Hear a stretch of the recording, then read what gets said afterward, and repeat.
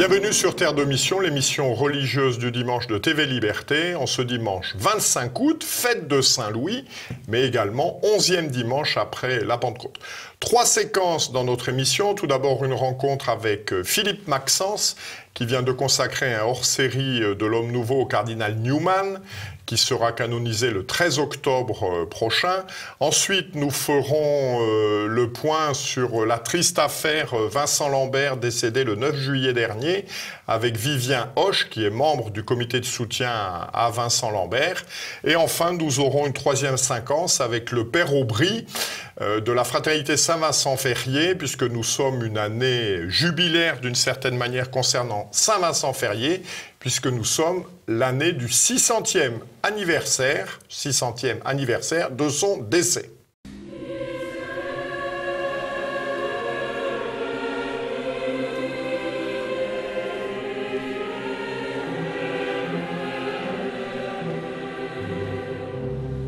Bonjour Philippe Maxence. Bonjour Jean-Pierre Mogendre. Le pape François a annoncé la canonisation prochaine, le 13 octobre, donc à l'automne, du cardinal Newman. Alors pouvez-vous d'abord nous donner quelques éléments biographiques de la vie du cardinal Newman ? Alors le cardinal Newman, c'est un des très grands convertis de l'anglicanisme au XIXe siècle. C'est un théologien, c'est un écrivain de grand talent et qui à suite d'une réflexion théologique poussée sur la permanence de l'Église, eh bien, a fait ce grand passage de l'anglicanisme, de l'Église d'Angleterre, au catholicisme, passage qui ne s'est pas fait sans souffrance et sans difficulté. Et il a été élevé au cardinalat par le pape Léon XIII. Entre-temps, il était rentré chez les oratoriens en Angleterre et il a produit une œuvre théologique absolument immense qui a joué un grand rôle dans les études catholiques au début du XXe siècle. Et il a notamment beaucoup influencé, non pas le pape François, mais le pape Benoît XVI, qui avait d'ailleurs pris soin contrairement aux règles qu'il avait lui-même édictées, de béatifier lui-même le cardinal Newman lors d'un de ses voyages en Angleterre. Voilà, donc c'est une grande figure de théologien, une grande figure de converti et une grande figure de serviteur de l'Église. Alors, quels sont les éléments majeurs de sa pensée ? Vous dites qu'il a beaucoup apporté à l'Église, mais qu'est-ce qu'il a apporté d'un point de vue intellectuel ? Alors, il a apporté... Alors, moi, je ne suis pas un spécialiste du cardinal Newman, même si nous avons consacré un hors-série en vue de sa canonisation, un hors-série à son itinéraire, à sa pensée, etc. Je crois que ce qui est important chez le cardinal Newman, c'est d'abord son ecclésiologie, c'est-à-dire que, comme je vous le disais, sa réflexion sur... En tant qu'anglican, il se dit, voilà, il constate que l'Église anglicane affirme être une Église fidèle aux apôtres, issue des apôtres, et ça lui semble pas si évident que ça. Il a des doutes, il creuse, il travaille cette question, et donc une partie de son œuvre débouche sur le fait que l'Église catholique est l'Église du Christ. Et c'est un point important de sa pensée, de son itinéraire. Donc ça rentre en partie dans son œuvre. L'autre aspect qui a souvent été mal interprété, c'est que le cardinal Newman a beaucoup creusé la question de la conscience, la conscience personnelle. Alors on en a fait souvent un moderne, voire un moderniste, parce que, à la suite d'un propos qu'il aurait tenu, il aurait sous-entendu qu'il fallait plutôt obéir à sa conscience qu'à la voix de l'Église. En fait, c'est pas du tout ça. Évidemment, c'est une conscience éclairée par la doctrine et par la vérité.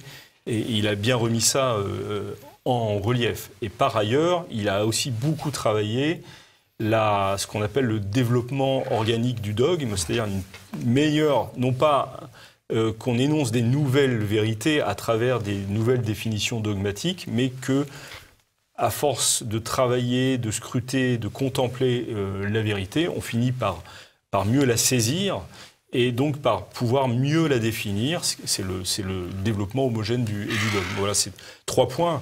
encore une fois, je ne suis pas un spécialiste, hein, et moi-même, je ne suis pas un théologien, mais c'est 3 points importants chez Newman.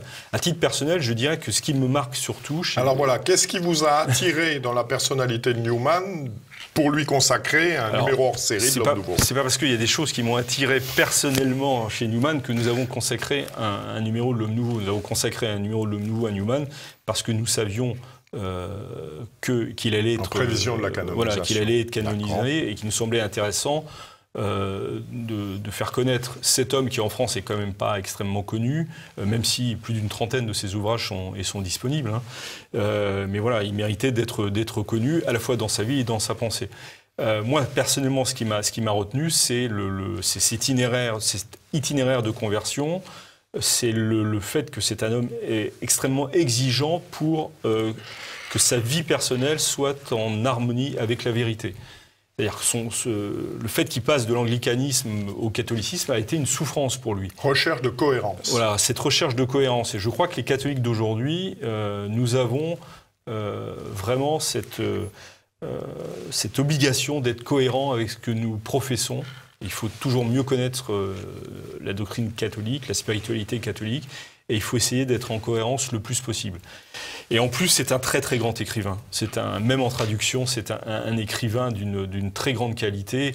Je recommande son récit de conversion, qui est l'Apologia Pro Vita, qui est une réponse à une attaque justement d'un ancien condisciple anglican, où il livre son âme dans une langue d'une grande richesse, d'une beauté incroyable. Alors, pouvez-vous nous présenter ce numéro spécial de l'Homme Nouveau? Que contient-il? Quels sont les points abordés? Alors, je peux vous le présenter. Ah, tant mieux. Je peux vous présenter c'est une bonne nouvelle. Ce hors-série. À peu près comme un grand nombre de nos hors-séries, il est découpé en 3 parties. Hein. Ça sera une partie biographique, les grands points de la vie de Newman. Le deuxième aspect, c'est sa pensée, les points saillants de cette pensée. Évidemment, on n'est pas entré dans tous les détails, mais vraiment les points importants. Et la troisième partie, je dirais, pourrait se traduire par ceux qui l'ont, par son rayonnement, par les effets de sa pensée et de sa personnalité et de son rayonnement.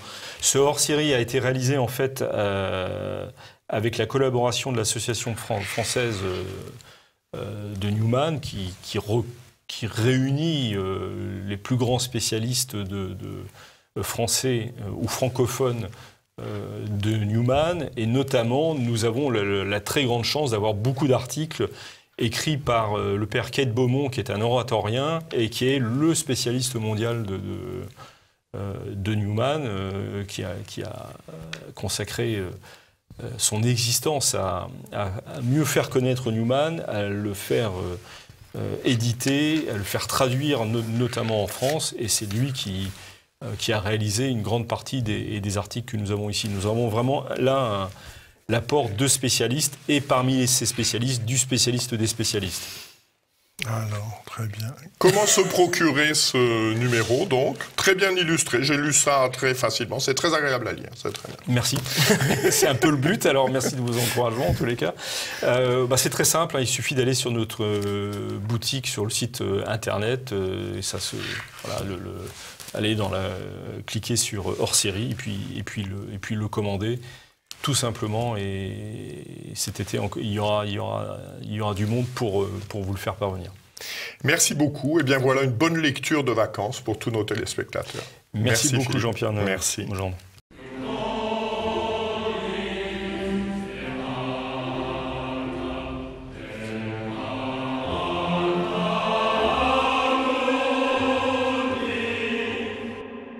Bonjour Vivien Hoche. Bonjour Jean-Pierre. Vous êtes membre du comité de soutien à Vincent Lambert, vous êtes docteur en philosophie et spécialisé sur les questions de bioéthique.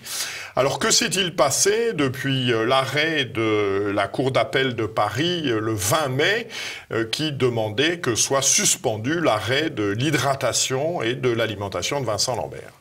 Alors il s'est passé beaucoup de choses, et surtout beaucoup de choses qui ont mal terminé. Vous connaissez déjà le dénouement malheureusement à l'avance. Ce qui s'est passé, c'est que la Cour de cassation a été saisie Par qui? Par justement le gouvernement, donc un membre du gouvernement, le ministre de la Santé, alors même qu'Emmanuel Macron avait écrit une lettre éplorant cette affaire et disant qu'il n'allait surtout pas intervenir. Quelques jours après, c'est-à-dire 4 jours après, sa ministre de la Santé saisit la Cour de cassation, se pourvoit en cassation contre la famille de Vincent Lambert. Ce qui a fait, alors que le gouvernement a toujours été plus ou moins dans cette affaire, par des déclarations sur les plateaux de télévision, etc., alors que ce gouvernement a toujours finalement tiré un petit peu les ficelles, là, c'est clairement devenu une affaire d'État. C'est-à-dire que l'État est allé devant la plus haute chambre française contre une famille et contre un homme pour qu'il meure. Donc cette affaire est devenue une affaire d'État. Madame Rachel Lambert, qui est la femme de Vincent Lambert, n'aime pas lorsqu'on évoque cette réalité, mais malheureusement, un ministre et tout un gouvernement contre un homme, Vincent Lambert. Toujours est-il, au passage, que les mesures provisoires de l'ONU demeurent. Et demeurent, maintenant Vincent Lambert est mort, mais l'ONU avait quand même demandé à maintenir l'alimentation et l'hydratation pour se pencher sur la question. Donc l'État, non seulement s'est acharné contre la vie d'un homme, mais en plus, de surcroît, n'a pas respecté les conventions qu'il a signées avec l'ONU. Alors autour de cet événement, qu'est-ce qui motive tout ça? Qu'est-ce qui amène Agnès Buzyn, alors qu'il suffisait de laisser courir, d'attendre 6 mois, d'attendre les résultats de la commission de l'ONU dont vous avez parlé? Ce qui les motive, c'est une logique qui, à mon avis, dépasse à peu près tous les acteurs qui sont pris dans cette logique. Tant Vincent Lambert, qui est la première victime, et la seule victime, en tout cas très concrète de cette affaire, le docteur Sanchez, qui a eu la basse besogne finalement de mettre en application cette procédure, tous sont des fusibles, y compris le ministre de la Santé. Tous sont des fusibles, c'est-à-dire des gens qui ont participé à cette sorte de banalité du mal, à cette banalité du mal qui conduit à l'euthanasie d'un homme, d'un citoyen français. C'est une logique qui broie des hommes, prend des hommes, les utilise pour aboutir, nous allons le voir dans quelques mois, à une prochaine loi, en tout cas une prochaine proposition de loi ou un amendement pour légaliser tout simplement l'euthanasie létale, puisque déjà, avant même quasiment que Vincent soit mort, quelqu'un comme le demi-neveu, qui a été très médiatique, qu'on a beaucoup vu, qui était pour la mort de Vincent.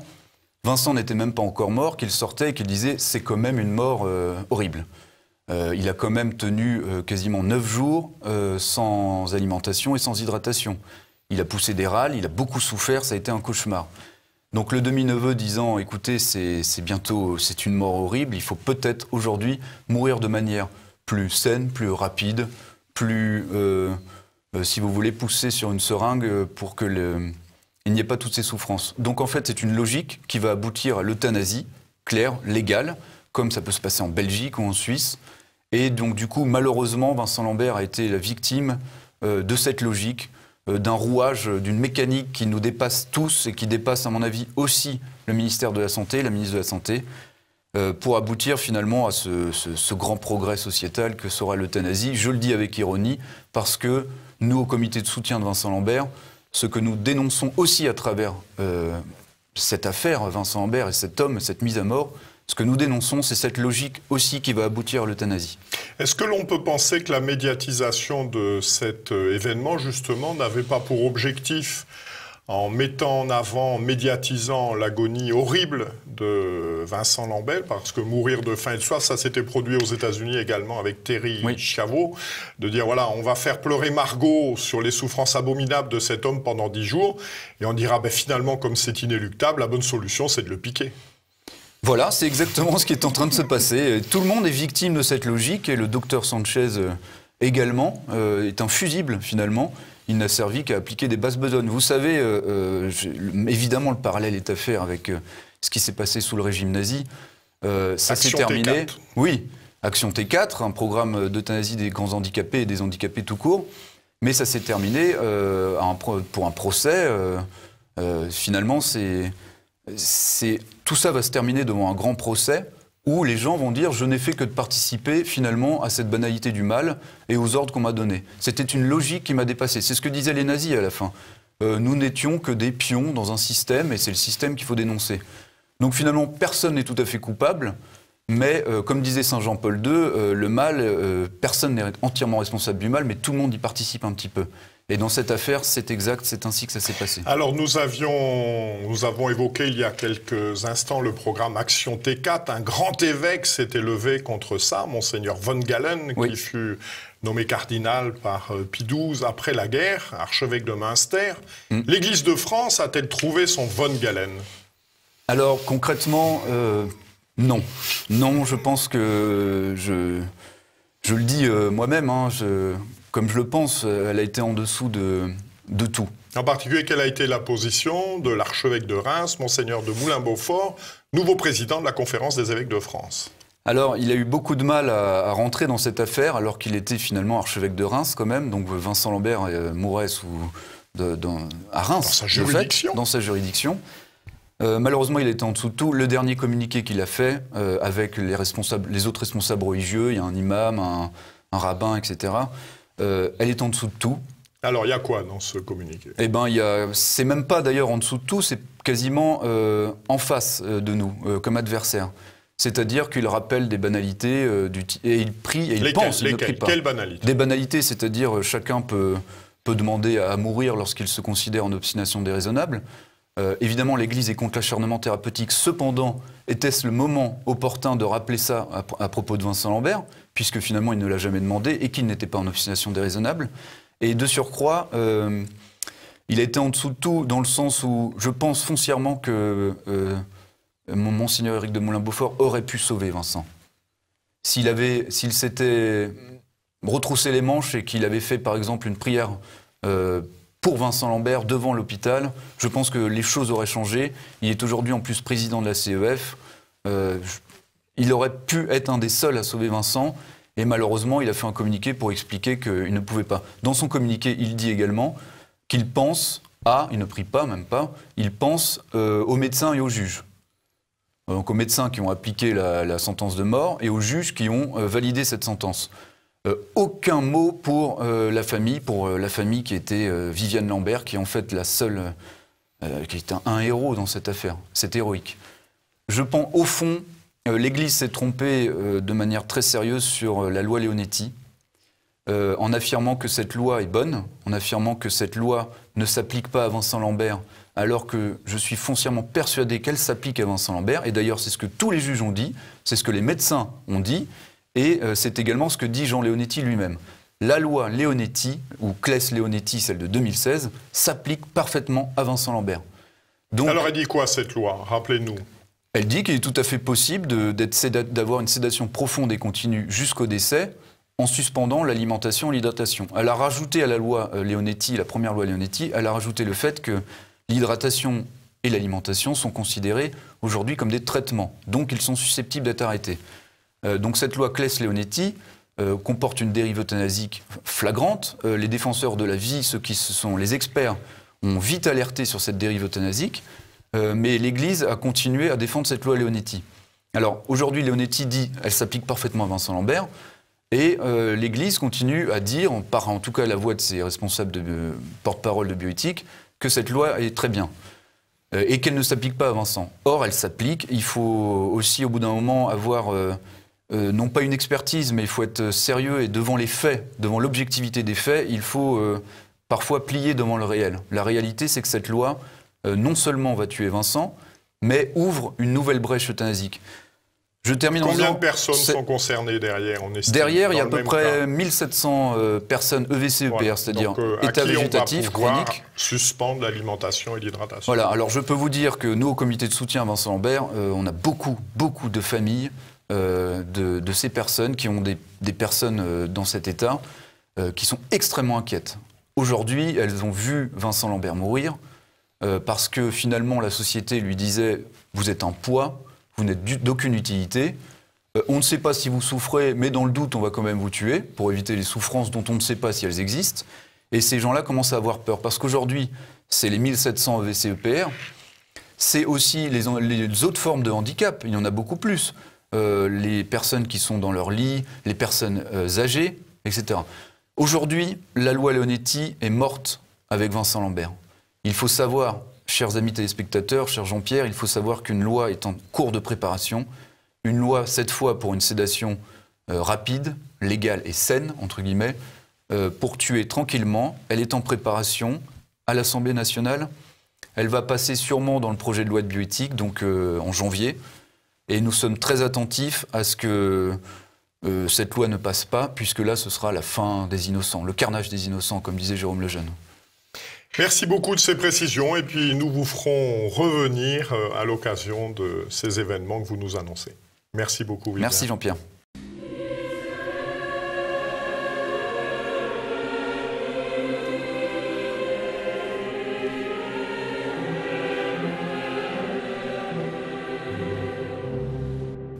Bonjour mon père. Bonjour.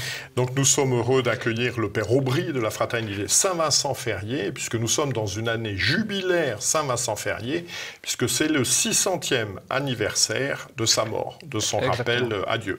Alors pouvez-vous d'abord nous donner quelques éléments biographiques de la vie de Saint-Vincent-Ferrier? Saint-Vincent-Ferrier né vers 1350 en Espagne, à Valence, et cette première partie de sa vie se passe dans son pays, sa formation religieuse, et puis ensuite il va avoir une vie assez extraordinaire parce qu'il sera impliqué dans les grands événements religieux et politiques de son époque. On peut en retenir deux, le grand schisme d'Occident, puisqu'il sera un soutien de Benoît XIII, et puis le compromis de Caspe pour la succession de la couronne d'Aragon. Et à la fin de sa vie, après 20 ans de prédication, de 1398 à 1419, il parcourra toute l'Europe occidentale pour prêcher la concorde entre les peuples et puis le jugement dernier et la conversion des chrétiens, des musulmans et des juifs. Et il terminera cette carrière assez extraordinaire en Bretagne, invité par le duc Jean V, à Vannes, où il meurt le 5 avril 1419. Et donc, son tombeau est à Vannes. Voilà, ses reliques principales sont à Vannes, à la cathédrale, honorée depuis 600 ans. Et pendant 2 années, donc 2018-2019, il y a eu un grand jubilé dans le diocèse de Vannes. Et portant le nom de Saint-Vincent-Ferrier comme nom de notre fraternité, nous avons voulu, nous aussi, honorer notre saint patron. Alors, qu'est-ce qui vous a attiré, justement, dans la spiritualité de Saint-Vincent-Ferrier, faisant que vous ayez choisi ce saint comme protecteur de votre communauté? C'est une très bonne question, parce que Saint-Vincent-Ferrier est une figure, je dirais, complexe, multiple, assez étonnante, très représentative de la fin du Moyen-Âge. Un héritier d'abord, un héritier de la longue tradition monastique et religieuse, celle qui s'enracine évidemment dans sa vie dominicaine, qui est une vie de chanoine et de prêcheur, et plus loin encore dans la vie monastique telle qu'elle s'est vécue en Orient et en Occident depuis le 3e, 4e siècle, avec cette longue tradition des pères et des auteurs comme Cassien. Et Saint-Vincent-Ferrier, notamment dans son traité de la vie spirituelle, se montre vraiment un héritier de toutes ces traditions ascétiques et mystiques qui permet à l'homme en quête de Dieu de le trouver dans les disciplines traditionnelles. Et cet aspect-là est très important pour nous. Ensuite, il se trouve qu'ayant prêché longuement dans l'ouest de la France, on était touché par sa présence. Et ensuite, il a eu affaire à des situations, guerre de 100 ans, grand schisme d'Occident, vraiment exceptionnelles. Et ça nous a paru être un beau patronage, comme on aime à le dire. Il est l'apôtre des temps difficiles. Et comme nos périodes ne sont pas des périodes tranquilles, il est bon d'avoir devant nous un devancier qui a su faire face avec courage et magnanimité à des situations complexe et difficile. Alors, vous organisez dans votre couvent à Chéméret-le-Roi une exposition qui aura lieu du 4 août au 7 octobre. Quels en sont les éléments constitutifs? Comment peut-on s'y rendre? Comment peut-on venir visiter cette exposition? Alors, d'abord, tout le monde est invité sur la route des vacances. Et cette exposition qui se tient actuellement a pour but tout simplement de replacer Saint-Vincent-Ferrier dans son contexte historique. Saint-Vincent-Ferrier, voix de Dieu au cœur de la guerre de Cent Ans. La guerre de Cent Ans est une période qui marque profondément l'histoire de France, puisque c'est là où notre nation émerge. Et il nous a paru intéressant de montrer le lien que Saint-Vincent-Ferrier, ce prédicateur venu d'Espagne, entretient avec l'histoire de notre pays. Pour donner un point de repère tout simple, Saint-Vincent-Ferrier meurt en 1419, Sainte Jeanne d'Arc, à ce moment-là, a 7 ans. Et Saint-Vincent-Ferrier est aussi contemporain de Sainte Catherine de Sienne, qui, elle, prendra un autre parti concernant le grand schisme d'Occident. Deux saints seront des deux obédiences. Un grand mystère. Un grand mystère, effectivement. Saint-Vincent-Ferrier rencontrera Sainte Colette aussi, Sainte Colette de Corbie. Et toute, je dirais, toute la société de son temps. Il est à la fois proche des grands et aussi proche du peuple et des gens simples, puisqu'il prêche tous les jours, 2-3 heures durant, dans tous les lieux où il se trouve. Et nous avons voulu montrer ça, ce grand parcours, sa formation spirituelle, sa prédication, son lien avec Benoît XIII, évidemment. Et puis aussi un aspect important, Saint-Vincent-Ferrier est un religieux qui est profondément touché par le mystère de la messe. Et nous avons une partie de l'exposition consacrée à l'homme de la messe avec des très belles pièces d'orfèvrerie ou de paramantique anciennes, 13e, 14e siècle, et qui permettent d'illustrer cet aspect. Au cours de nos recherches pour monter cette exposition, nous avons fait une découverte un peu étonnante au château de Brissac, au sud d'Angers. Dans un recoin, nous avons découvert une grande toile représentant Saint François de Sales priant Saint Vincent-Ferrier. Un thème iconographique assez original. Et la toile était plutôt en mauvais état. Et nous avons profité de cette exposition pour lancer le projet de restauration. Et désormais, vous pouvez voir cette grande et belle toile qui date de la fin du XVIIe siècle dans l'exposition, tout à fait restaurée, et qui permet de voir comment Saint Vincent-Ferrier a été l'objet d'une dévotion chez tous les grands saints de la période moderne. Alors, quels sont les autres éléments de cette exposition pour que vous nous donniez l'eau à la bouche ? Eh bien, évidemment, il y a des tableaux qui permettent de voir le personnage. Il y a des gravures, des documents d'époque, comme par exemple la bulle de canonisation. Une trêve importante, celle entre Henri V d'Angleterre et le duc Jean V de Bretagne, qui est signée quelque temps avant la mort de Saint Vincent-Ferrier. Il faut savoir que Saint Vincent-Ferrier avait été envoyé en ambassade par le duc de Bretagne auprès du roi d'Angleterre pour chercher la solution de paix. Donc ce document est vraiment très important et significatif de l'œuvre de Saint Vincent-Ferrier. Et puis, nous présentons aussi divers objets de dévotion qui marquent toute la période depuis ces 6 siècles et qui montrent, je dirais, comment, dans le cœur des chrétiens, Saint Vincent-Ferrier a toujours eu une présence, et notamment dans les régions que sont l'Espagne, la Bretagne, mais aussi le sud de la France, puisque Saint Vincent-Ferrier avait fondé des confréries qui existent toujours. Une pièce qui nous touche spécialement, c'est une statue représentant Sainte Jeanne d'Arc et qui est, à ce que nous connaissons pour l'instant, sans doute la plus ancienne statue en bois de Sainte Jeanne d'Arc, et qui marque aussi l'implication de Saint Vincent-Ferrier dans cette période de la fin de la guerre de Cent Ans. Y a-t-il d'autres éléments autour de cette année jubilaire en complément de cette exposition ? Eh bien, au moment de sa fête, au 5 avril, nous avions édité une neuvaine de prières pour unir nos prières auprès de Saint Vincent-Ferrier et avoir son intercession pour l'Église. Nous avons voulu aussi rééditer une biographie vivante et bien écrite d'Henri Guéon chez DMM, Saint Vincent-Ferrier, l'apôtre des temps difficiles. Un numéro de notre revue Sedes Sapientiae a été consacré aussi entièrement à Saint-Vincent-Ferrier avec des très belles études historiques, théologiques et aussi des éditions de textes de Saint-Vincent-Ferrier.